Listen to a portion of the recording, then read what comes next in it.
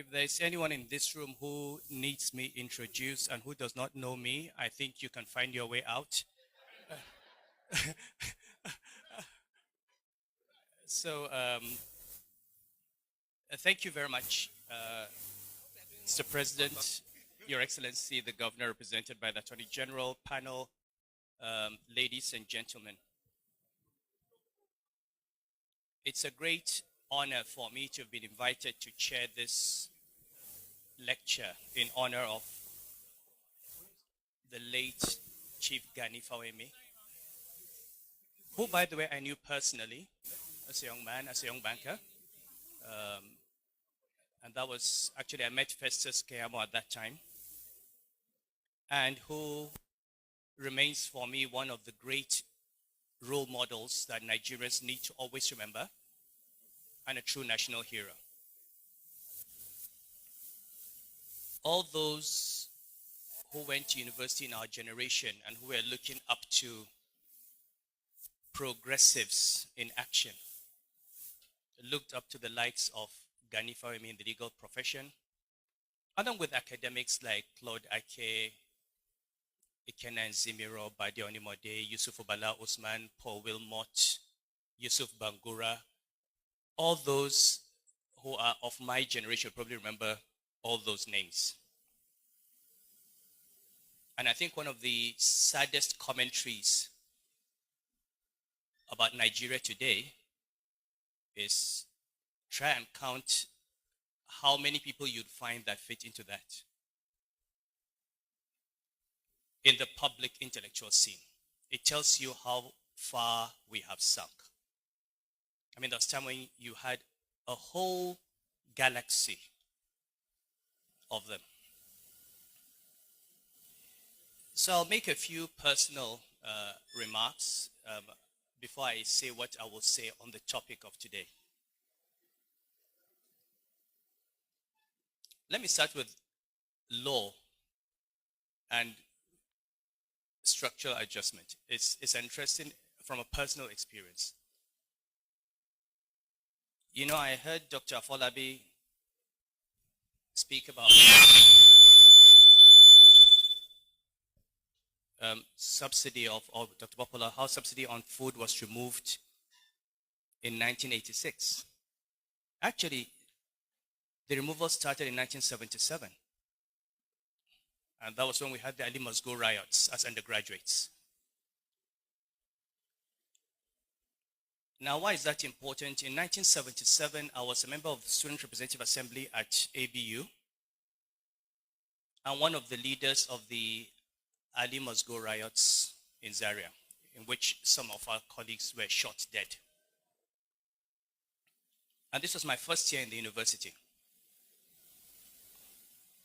And I had the ambition at that time to study the law. I applied. My first choice was law, which, for those of you who know ABU, was on a different campus. It was in Congo campus. My second choice was social sciences. So when the lists first came out, my first offer was BA French, which I was not going to do. Then I had social sciences, and I didn't make law in the first list because I'd fallen just short of the grades needed to study law. But as the professor knows, there's always a gray area when you're marginals called the Dean's List. So I got introduced to the Dean of the Faculty of Law, then a gentleman called Baba Shani. And I went to him and made a very strong case for why I should be admitted into the law faculty. And he said, okay. Then he sat me down, talked to me about my father and the family I came from and all that. And then told me that he was aware that I was one of the leaders of the riots on Ali Must Go.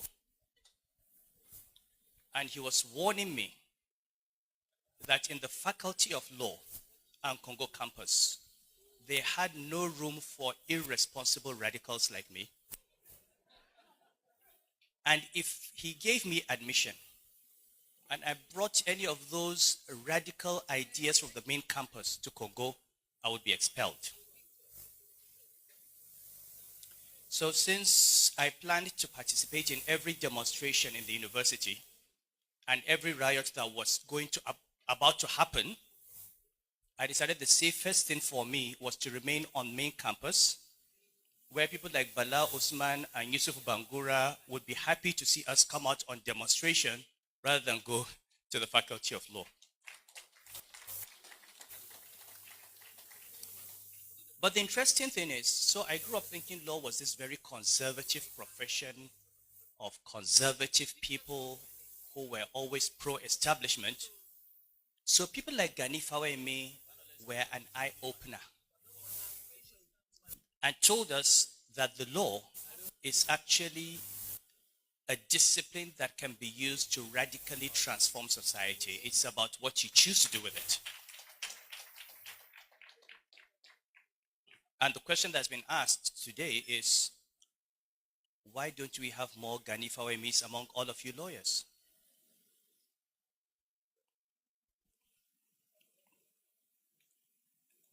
Now I speak as a layman. My PhD is in Islamic law. I never studied common law. Although I do hope to study law at some point. I'm sure I'll probably be a lawyer at some point in my life. But, you know, a few things have been said today that we need to remember beyond SAP. The first is the importance of virtue and values. And again, we all remember Gani Fawemi famously said, I have a suitcase packed for prison. He actually had a bag that was ready. Every time they knocked on the door, he would carry his bag ready to go into detention. Ready. And the only way you can explain this is when you begin to read, if you go back to, say, Stoic philosophy, and they talk about virtuous people. And they're saying those people are happy even when being tortured. And you're wondering, how can anyone be happy when being tortured? The reality is, for Gani, being tortured or being imprisoned because he stood for what was right, being tortured by tyrants and oppressors was a source of happiness and joy. And this is what happens when people focus on what they can control. Their values, their emotions, their integrity, their dignity. That is what is most important to them. Not these wigs and gowns and bank accounts and turbans. Not, you take a position, you lose it. You have money, you lose it. You have a life, you lose it. You have a child, he dies. Your parents die. Your spouses die. These things all go. You need to have more and more people who understand that in this country we're holding on so much. We've defined our happiness so much in terms of that which we do not control. And in doing that, we have let our country go to blazes. Nobody wants to stand up anymore and speak for the truth. Nobody wants to lose his position. Nobody wants to lose money. Nobody wants to take any risks. And frankly, in this room, there are many who are part of that process of destroying the country. So it's time, I think, for the legal profession as a whole to start focusing on the ethics and values of the profession, not just the technical knowledge of the law. And Gani Fawemi was probably not the most brilliant lawyer. He was probably not the most educated lawyer or the most widely read lawyer. But he was clearly and by far the lawyer with the highest level of integrity and the moral conscience of the country.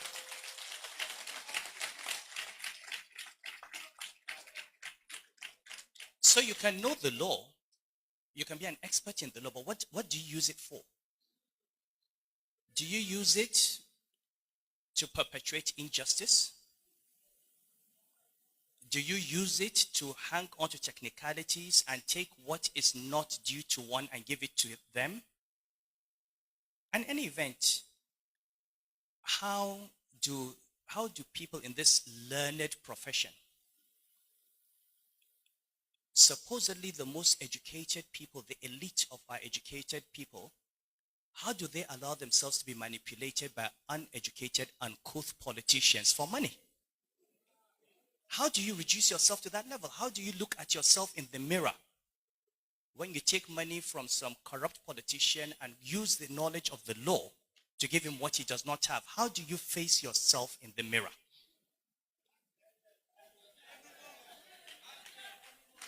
So let us try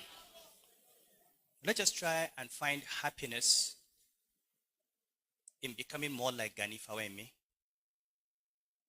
Let us try and focus on virtue. Let us try and focus on what we are. You can have a lot of money. You can have a position. You can have a lot of knowledge. At the end of the day, it is who you are inside that decides what you become.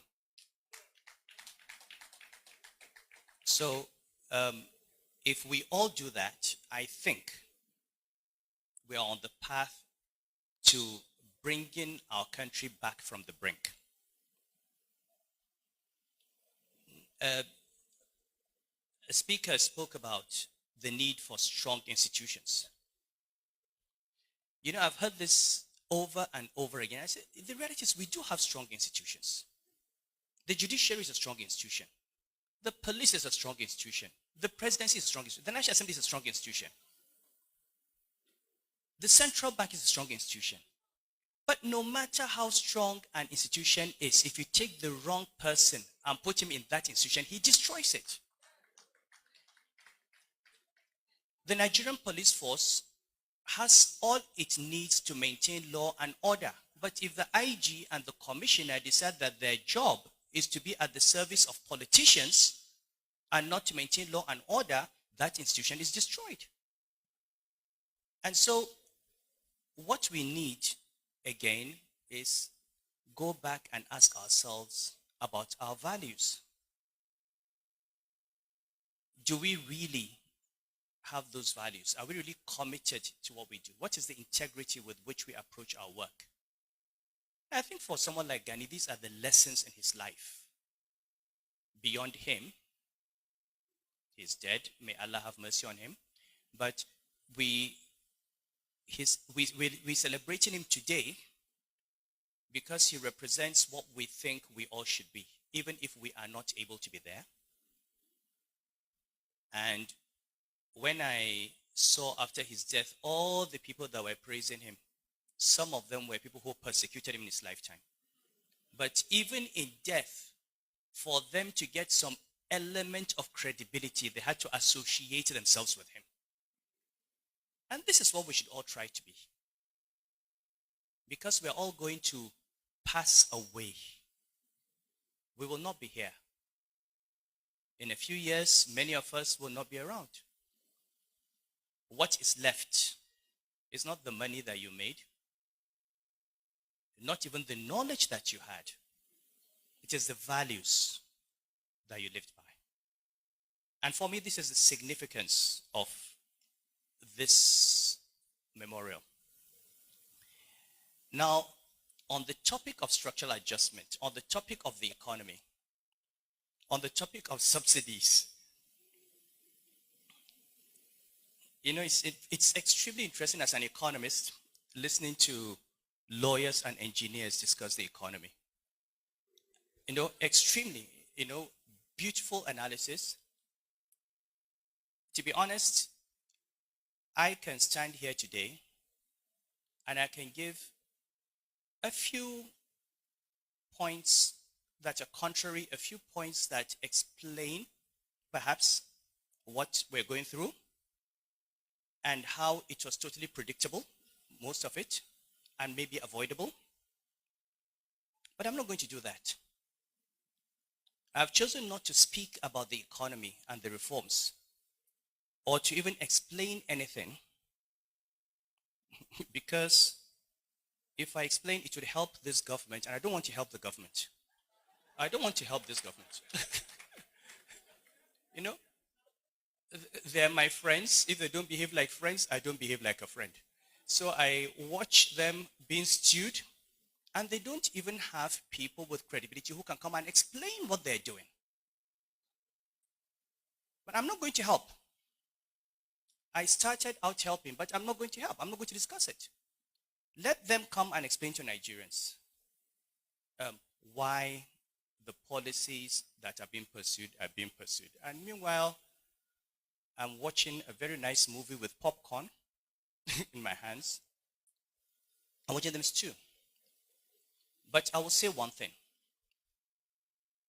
What we are going through today is at least in part, not totally, at least in part, a necessary consequence of decades of irresponsible economic management.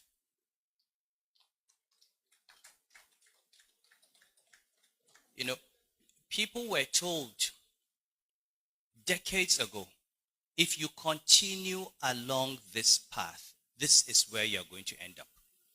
If you continue, this is where you're going to end up. And they refused to listen. Now, is everything being done today correct? No. But like I said, when I'm ready to talk about the economy, I probably will. For now, I'm here to honor Chief Gani Fawemi. I'm here to remind us all about what he stood for, to ask us, to appeal to us, to plead with us, to go back, like I said recently, to that distinction between who we are and what we are. Who you are those things that Gani was. They're about your values, what you can control, what you are. You're a northerner, you're a southerner, you are rich, you are poor, you are a president, you are an emir. It's what you are. You have two lawyers. One is an honest lawyer with integrity, the other is a thief. Whether that is who he is. You have two governors or two senators or two emirs. At the end of the day, if you're a thief, you're a thief. Whether you're Yoruba or Igbo or Hausa or Muslim or Christian or a lawyer, a thief is a thief.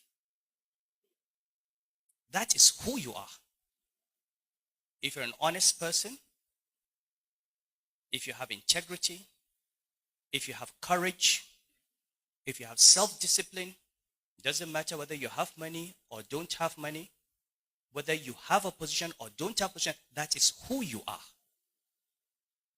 Can we please go back as a country to asking ourselves that question, who am I truly? You look at your own life. You've gone through many stages of what. I was a student. I was a banker. I was governor of Central Bank. I was an emir. I was a dethroned emir. I'm an emir. That is all what I am. That's all what I am. But I take pride that all the friends who knew me 50 years ago will say I am the same person that they knew 50 years ago. And that is who I am. You may not like it, but that's who I am. Can we please begin to ask ourselves and stop taking pride in these ephemeral, fake things that we have? People get into power, they clothe themselves in power given to them by the Constitution and the law, and they think it belongs to them. People struggle to get into office, and they have no idea what to do with it.